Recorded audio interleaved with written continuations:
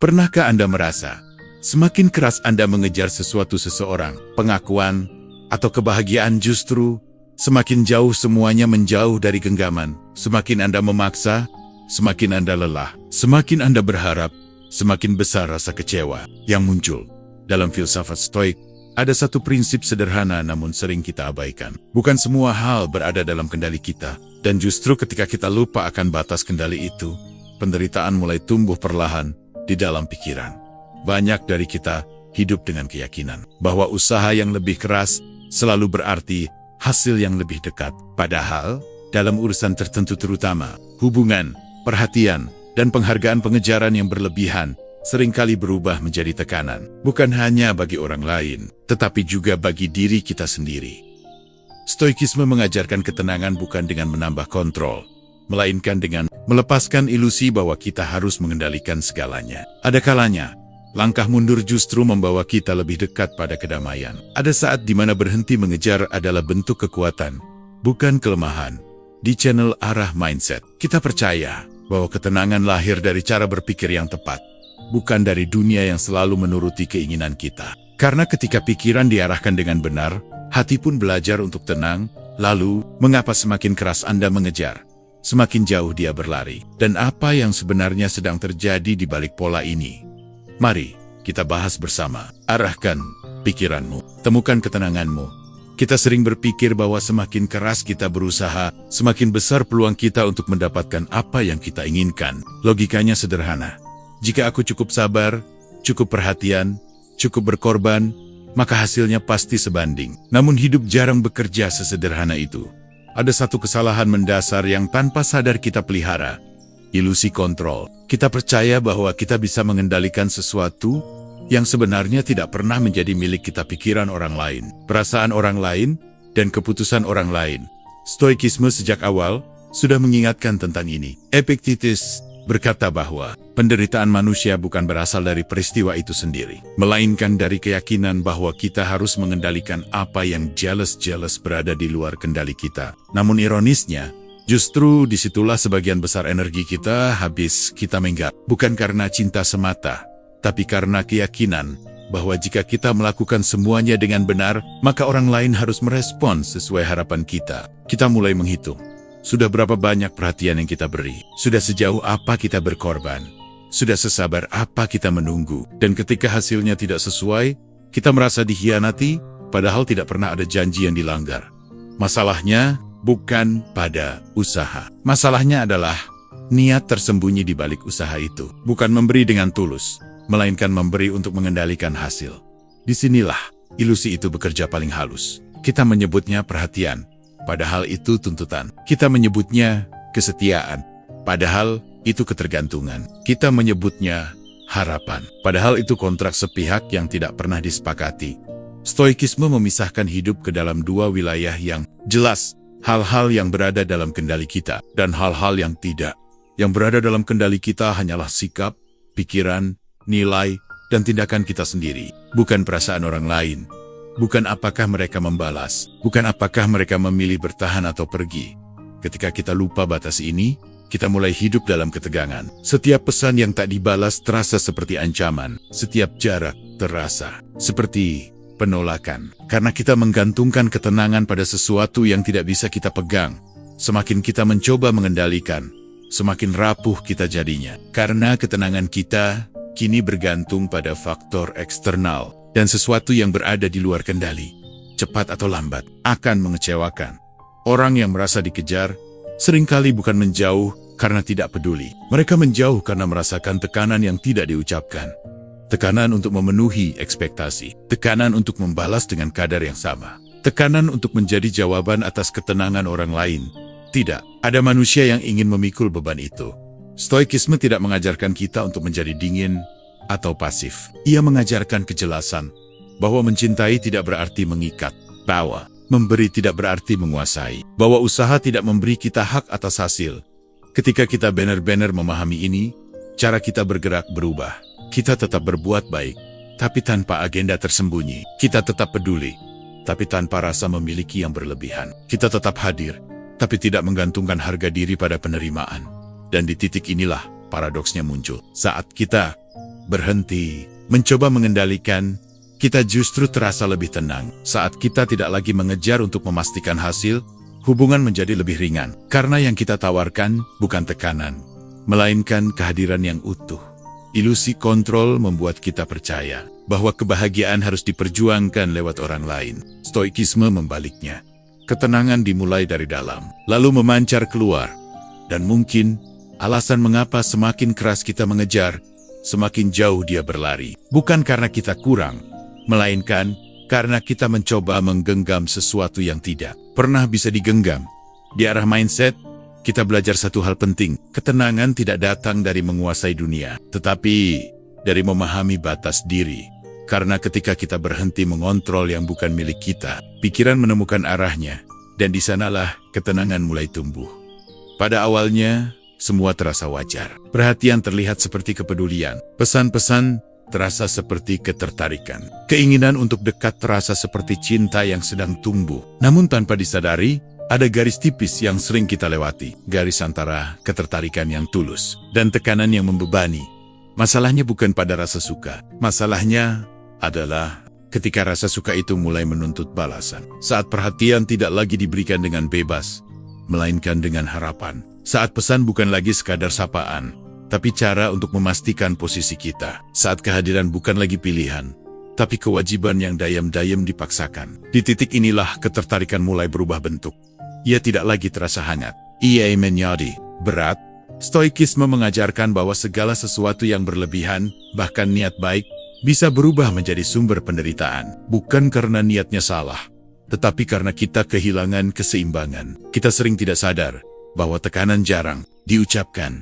Tekanan tidak selalu berupa kata-kata. Ia hadir dalam nada kecewa, dalam sikap dingin yang tiba-tiba, dalam perubahan perilaku saat harapan tidak terpenuhi. Dan manusia, sepeka apapun, bisa merasakannya. Ketika seseorang merasa bahwa kehadirannya dibutuhkan untuk menenangkan orang lain, muncul beban yang tidak diminta. Beban untuk selalu responsif. Beban untuk tidak mengecewakan. Beban untuk menjadi sumber bahagia bagi orang lain. Tidak ada hubungan yang bisa bertahan lama di bawah beban itu. Semakin kita menekan, semakin ruang terasa sempit. Dan ketika ruang menyempit, reaksi paling alami manusia adalah menjauh. Bukan karena benci, bukan karena tidak peduli, tetapi karena ingin bernapas. Stoikisme melihat hubungan bukan sebagai tempat bergantung, tetapi tempat berbagi. Bukan sebagai pelarian dari kekosongan batin, tetapi pertemuan dua individu yang utuh. Namun ketika kita datang dengan kekosongan, kita berharap orang lain mengisinya. Dan tanpa sadar,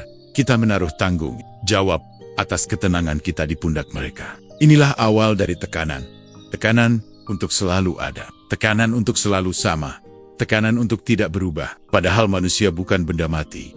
Perasaan bisa naik dan turun. Energi bisa berubah. Prioritas bisa bergeser. Ketika kita tidak memberi ruang bagi dinamika itu, ketertarikan kehilangan kelembutannya. Ia menjadi tuntutan yang kaku. Seringkali kita bertanya, kenapa dia berubah? Kenapa dia menjauh? Kenapa tidak sehangat dulu? Namun jarang kita bertanya, apakah kehadiranku masih terasa ringan baginya? Atau sudah berubah menjadi tekanan yang diam-diam melelahkan? Stoikisme mengajak kita bercermin ke dalam, bukan menunjuk keluar. Karena ketenangan sejati tidak datang dari memastikan orang lain bertahan, melainkan dari memastikan diri kita tidak menjadi beban emosional. Ketika ketertarikan masih murni, ia memberi ruang. Ia tidak menuntut balasan cepat. Ia tidak mengancam dengan diam.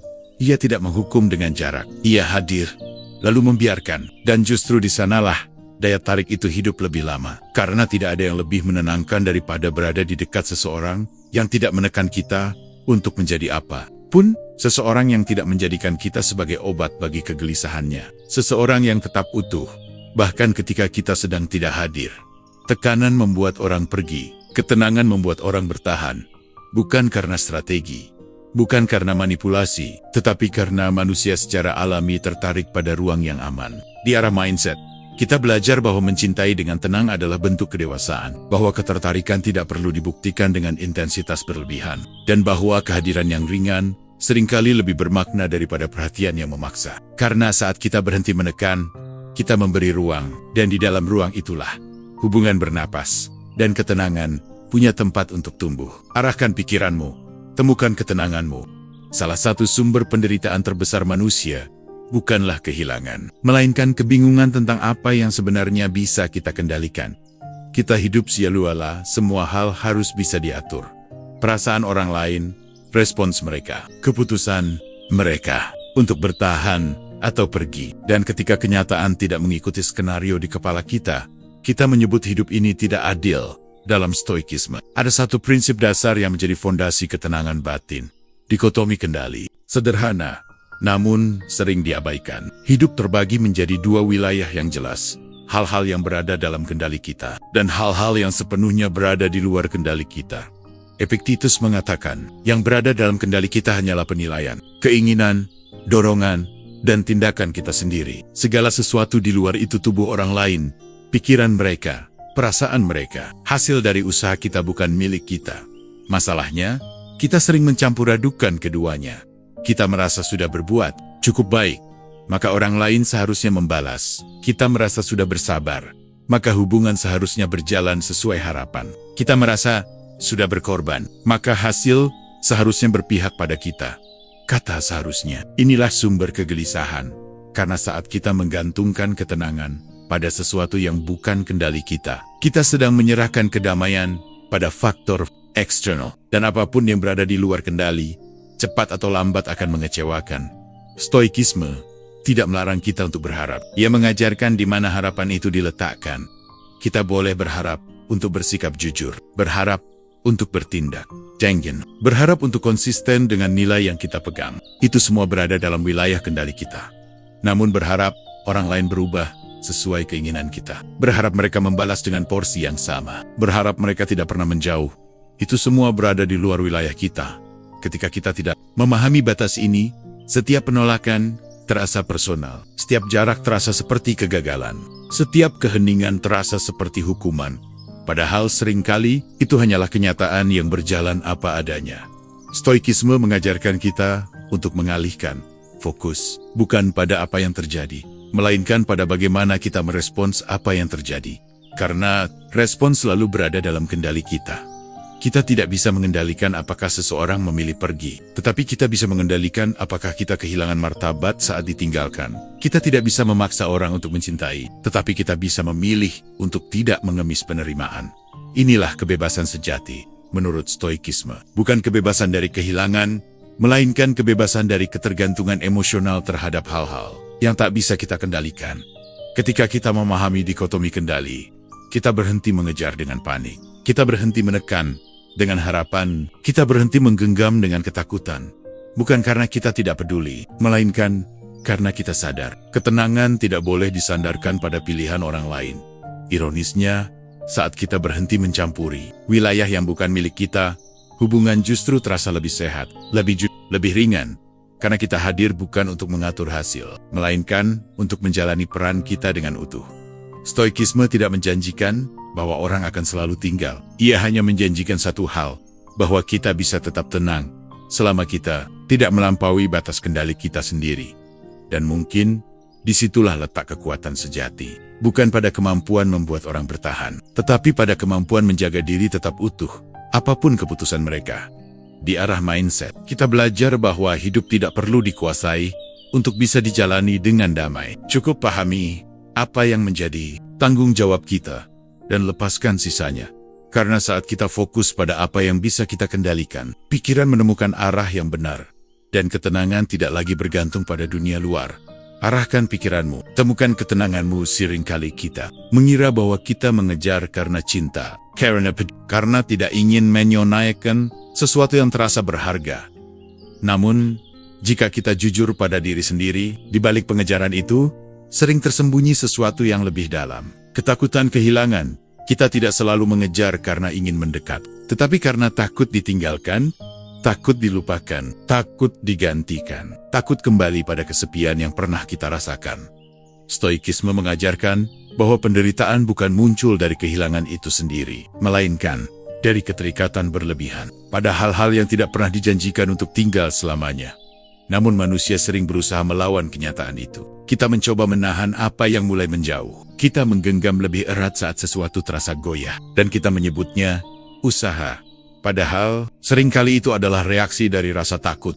Ketika rasa takut memimpin, pengejaran menjadi tidak tenang. Ia dipenuhi kecemasan, dipenuhi kebutuhan akan kepastian, dipenuhi keinginan untuk mengunci sesuatu agar tidak pergi. Di titik ini, kita tidak lagi hadir dengan utuh. Kita hadir dengan gelisah. Pesan dikirim bukan karena ingin berbagi, tetapi untuk memastikan masih ada tempat bagi kita. Perhatian diberikan bukan karena kelapangan hati, tetapi untuk mencegah jarak yang kita takuti. Dan tanpa sadar, orang lain bisa merasakan itu. Manusia bisa merasakan ketika ia dicintai, dan manusia juga bisa merasakan ketika ia dijadikan jangkar. Bagi ketenangan orang lain, tidak ada yang nyaman berada dalam posisi itu. Stoikisme mengingatkan kita akan sifat dasar kehidupan. Segala sesuatu bersifat sementara. Orang datang, orang pergi, perasaan berubah. Bukan sebagai hukuman tetapi sebagai hukum alam. Ketika kita menolak kenyataan ini, kita mulai hidup dalam kecemasan yang konstan. Karena kita berusaha mempertahankan sesuatu yang pada dasarnya tidak bisa dipastikan. Ketakutan kehilangan membuat kita lupa pada satu hal penting. Bahwa kita pernah utuh, bahkan sebelum siapapun hadir dalam hidup kita. Namun saat kita lupa, kita mulai menaruh makna diri kita pada keberadaan orang lain. Seolah-olah, tanpa mereka, kita tidak lengkap. Inilah akar dari pengejaran yang melelahkan. Stoikisme tidak mengajarkan kita untuk tidak mencintai. Ia mengajarkan kita untuk mencintai tanpa menggantungkan identitas dan ketenangan pada hasilnya. Karena cinta yang sehat tidak lahir dari ketakutan. Ia lahir dari kelimpahan batin. Dari diri yang tidak panik jika kehilangan. Karena ia tahu nilainya tidak ditentukan oleh siapa yang tinggal. Saat kita mengejar karena takut kehilangan, kita sering mengorbankan martabat. Kita menurunkan standar. Kita menoleransi ketidakjelasan. Semua demi satu tujuan, agar tidak ditinggalkan. Padahal, kehilangan martabat demi mempertahankan seseorang seringkali justru mempercepat perpisahan itu sendiri. Ironisnya, semakin kita takut kehilangan, semakin kita menunjukkan bahwa kita tidak percaya pada kekuatan diri kita sendiri. Dan ketidakpercayaan itu tercermin dalam sikap kita. Stoikisme mengajak kita untuk berdamai dengan kemungkinan terburuk. Bukan untuk bersikap pesimis, melainkan untuk membebaskan diri dari ketakutan. Ketika kita menerima bahwa seseorang bisa pergi, kita berhenti menggenggam terlalu erat. Ketika kita menerima bahwa kehilangan adalah bagian dari hidup, kita berhenti panik saat jarak muncul. Dan justru disitulah ketenangan lahir. Mengejar yang didorong oleh ketakutan tidak akan pernah membawa hidup, karena ia selalu haus akan kepastian, dan hidup tidak pernah menjanjikan itu. Namun ketika kita berani menghadapi rasa takut kehilangan, kita menemukan sesuatu yang lebih kokoh. Ketenangan yang tidak tergantung pada siapapun, di arah mindset. Kita belajar bahwa keberanian sejati bukanlah menahan orang agar tetap tinggal, melainkan kemampuan untuk tetap berdiri tegak, bahkan jika mereka memilih pergi. Karena saat kita tidak lagi mengejar karena takut, kita mulai berjalan dengan tenang. Dan dalam ketenangan itu, kita kembali menemukan diri kita sendiri. Arahkan pikiranmu, temukan ketenanganmu. Ada satu hal yang sering tidak kita sadari saat kita terlalu sibuk mengejar. Perlahan, nilai diri kita sendiri mulai terkikis. Bukan karena orang lain merendahkan kita, melainkan karena kita secara sukarela menurunkan posisi diri kita sendiri. Pada awalnya, pengejaran terasa wajar. Kita hanya ingin menunjukkan ketulusan, menunjukkan keseriusan, menunjukkan bahwa kita layak diperjuangkan. Namun tanpa sadar, arah perjuangan itu berubah. Bukan lagi dua orang yang saling mendekat, melainkan satu pihak yang berlari, dan satu pihak yang terus mengejar. Di titik itu, keseimbangan hilang. Stoikisme menekankan pentingnya self-respect, penghormatan pada diri sendiri sebagai makhluk rasional yang bermartabat. Namun ketika kita mengejar terlalu jauh, kita mulai bertindak bukan berdasarkan nilai, melainkan berdasarkan kebutuhan akan penerimaan. Kita mulai menunggu terlalu lama, memaafkan terlalu cepat, memaklumi hal-hal yang sebenarnya melukai batas diri kita. Bukan karena kita tidak tahu itu salah, tetapi karena kita takut jika kita bersikap tegas, kita akan ditinggalkan. Dan disitulah nilai diri mulai retak setiap kali kita mengorbankan batas demi tetap dipilih. Kita sedang mengirim pesan ke diri sendiri bahwa keberadaan kita harus dibuktikan, bahwa kita harus berusaha lebih keras hanya untuk pantas. Padahal nilai diri bukan sesuatu yang bisa dinegosiasikan. Stoikisme mengajarkan bahwa harga diri tidak datang dari pengakuan luar, melainkan dari keselarasan antara tindakan dan nilai yang kita pegang. Namun saat kita mengejar, kita sering bertindak bertentangan dengan nilai kita sendiri. Kita menjadi seseorang yang kita sendiri tidak hormati. Kita mengatakan tidak apa-apa pada hal-hal yang sebenarnya tidak kita terima. Kita menahan rasa kecewa, lalu menyebutnya kesabaran. Padahal ada perbedaan besar antara sabar dan mengabaikan diri sendiri. Ketika pengejaran berlanjut, kita mulai menilai diri dari respons orang lain. Jika mereka hangat, kita merasa berharga. Jika mereka dingin, kita merasa kurang. Tanpa sadar, nilai diri kita berpindah tangan. Tidak lagi berada di dalam, melainkan di luar.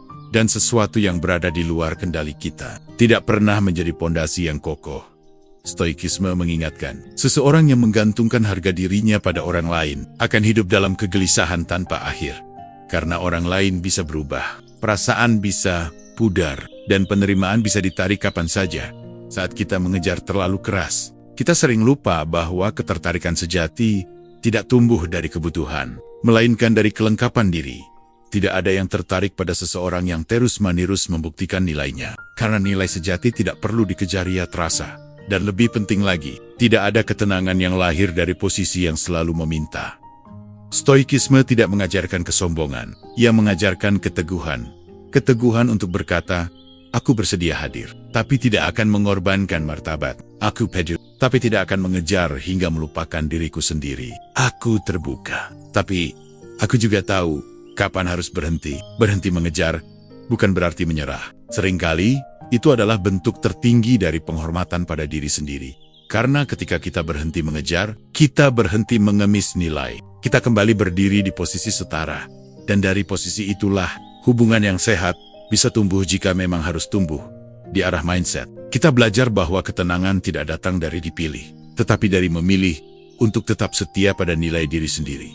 Karena saat kita menjaga martabat, kita mungkin kehilangan seseorang, namun kita tidak pernah kehilangan diri kita sendiri.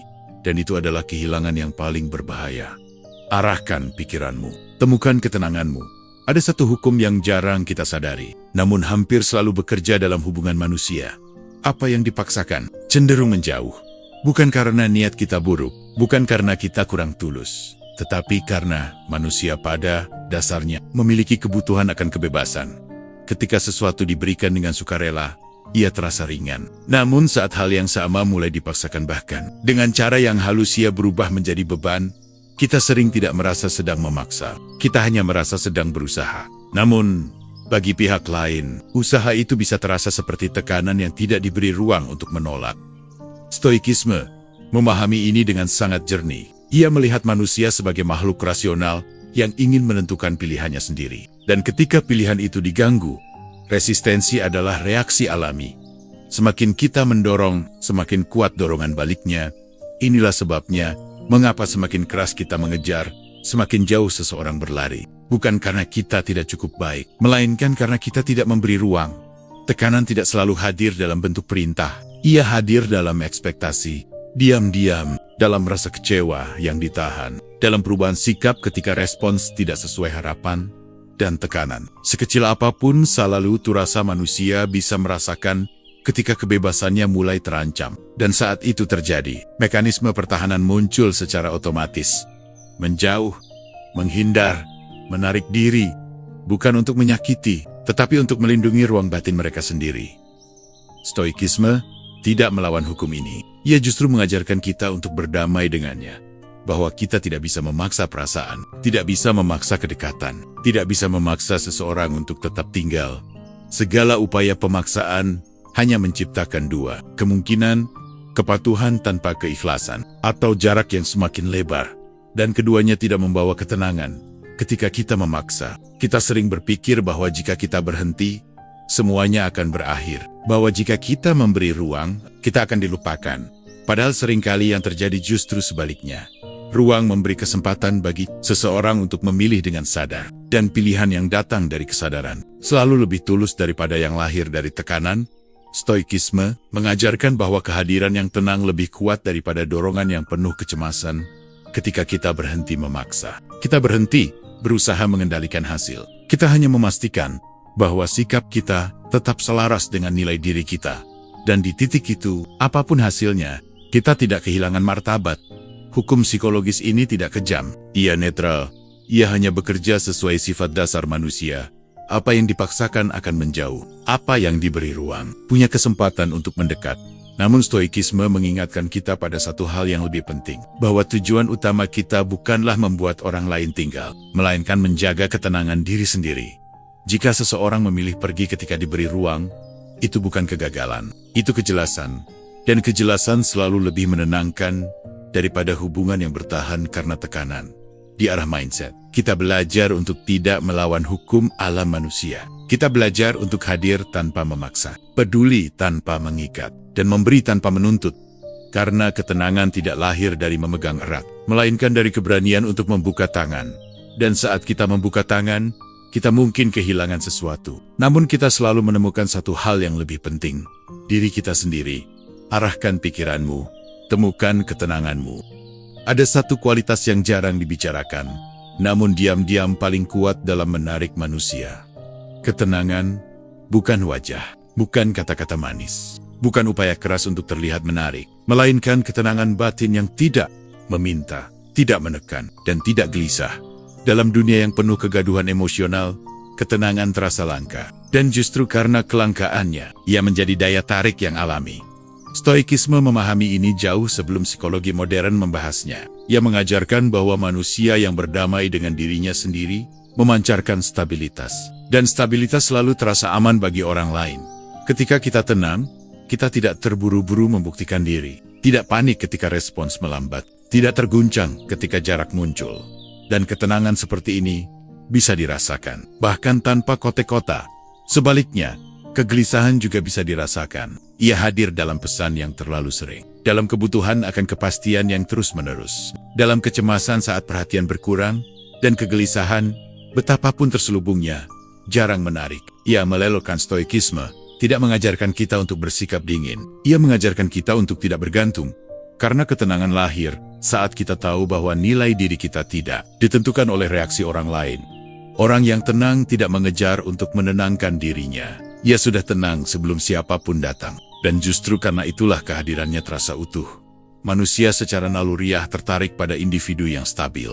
Karena di dekat mereka, tidak ada tuntutan untuk menyembuhkan luka orang lain. Tidak ada beban untuk selalu hadir. Tidak ada tekanan untuk menjadi jawaban atas kegelisahan. Ketenangan memberi ruang, dan ruang menciptakan rasa aman. Ironisnya, banyak orang mencoba menjadi menarik dengan meningkatkan intensitas, lebih sering menghubungi, lebih cepat membalas, lebih banyak memberi. Padahal daya tarik sejati tidak datang dari intensitas, melainkan dari kehadiran yang tidak membutuhkan. Stoikisme mengingatkan kita bahwa sesuatu yang bernilai tidak berteriak minta diperhatikan. Ia cukup menjadi dirinya sendiri. Ketika kita berhenti mengejar, bukan berarti kita kehilangan daya tarik. Seringkali, justru kita menemukannya, karena dalam keheningan sikap, ada pesan yang lebih kuat daripada 1000 kata. Aku utuh, aku tidak panik, aku tidak bergantung. Dan pesan itu menenangkan. Ketenangan bukanlah strategi untuk membuat orang datang. Ia adalah kondisi batin yang membuat kita tidak runtuh jika orang memilih pergi. Namun, paradoksnya, ketika kita benar-benar tidak membutuhkan hasil tertentu, hubungan justru menjadi lebih jujur. Orang datang bukan karena merasa harus, tetapi karena ingin. Dan itulah satu satania, bentuk kedekatan yang tidak melahirkan penderitaan. Di arah mindset, kita percaya bahwa ketenangan bukan tujuan akhir hubungan, melainkan fondasinya.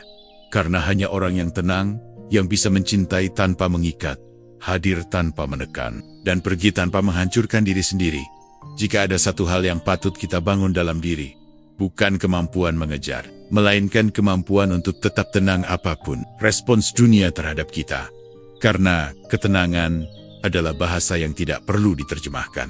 Ia langsung terasa, dan saat pikiran menemukan arah yang benar, ketenangan itu bukan hanya milik kita, ia juga menjadi daya tarik yang paling jujur. Arahkan pikiranmu, temukan ketenanganmu. Ada satu kesalahpahaman besar yang sering kita pegang, bahwa berhenti mengejar berarti kalah. Bahwa jika kita melangkah mundur, itu tanda kita tidak cukup berjuang. Namun stoikisme melihatnya dengan cara yang sangat berbeda. Dalam banyak kasus, berhenti mengejar justru bukan bentuk menyerah, melainkan bentuk tertinggi dari kesadaran diri. Karena tidak semua hal layak dikejar, dan tidak semua perjuangan menunjukkan kekuatan.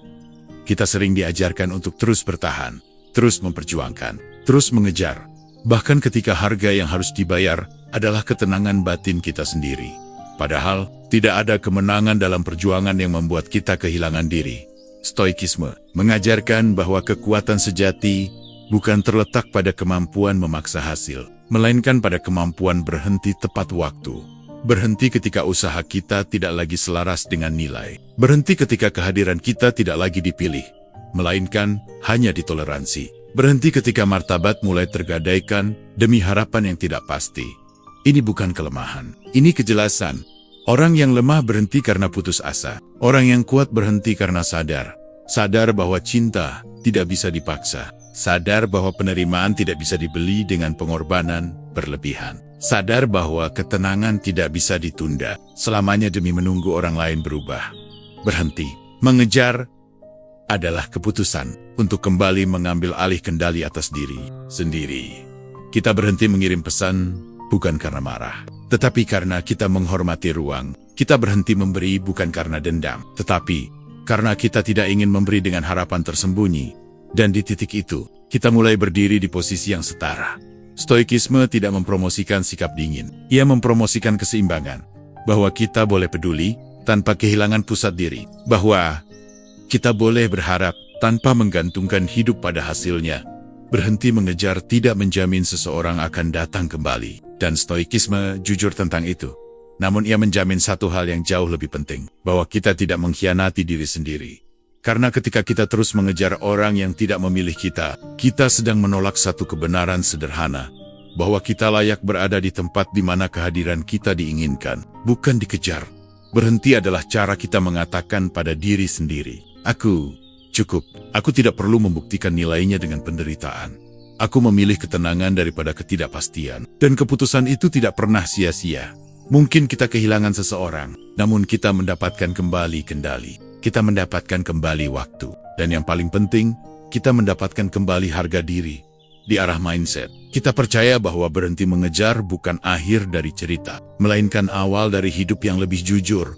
Karena ketika kita tidak lagi berlari mengejar pengakuan, kita mulai berjalan menuju diri sendiri. Dan di sanalah ketenangan bukan lagi sesuatu yang dikejar, melainkan sesuatu yang kita miliki. Arahkan pikiranmu, temukan ketenanganmu. Ada fase dalam hidup di mana kita lelah mengejar. Bukan karena kita tidak mampu, tetapi karena kita mulai menyadari satu hal penting. Mengejar tidak selalu membuat kita lebih kuat. Seringkali, pengejaran bukan tentang pertumbuhan, melainkan tentang pembuktian. Pembuktian bahwa kita layak, bahwa kita cukup, bahwa kita pantas dipilih. Namun stoikisme mengajarkan arah yang berbeda. Alih-alih sibuk membuktikan diri keluar, kita perlu menguatkan diri ke dalam, karena kekuatan sejati tidak membutuhkan penonton. Ketika kita fokus membuktikan diri, kita hidup dalam perbandingan. Kita mengukur nilai diri dari respons orang lain. Kita menilai diri dari seberapa besar usaha kita diakui, dan hidup seperti ini melelahkan. Stoikisme mengingatkan bahwa satu-satunya penilaian yang benar-benar berada dalam kendali kita adalah penilaian kita sendiri terhadap diri kita.